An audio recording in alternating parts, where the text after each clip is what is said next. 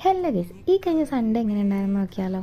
ഈ പ്രാവശ്യം ഞാൻ മുസ്തുവിനെ കാണാൻ വേണ്ടിയിട്ട് അങ്ങടാട്ടാണ് പോയത്. മന്തിൻ്റെ ആയതുകൊണ്ടും ഇവിടുത്തെ ഹോട്ടൽസൊക്കെ പയ്യെ പയ്യെ അടച്ചു തുടങ്ങിയതുകൊണ്ടും ആൾക്ക് വേണ്ടിയിട്ടുള്ള ഫുഡൊക്കെ കൊണ്ടു കൊടുക്കേണ്ട ആവശ്യമുണ്ടായിരുന്നു.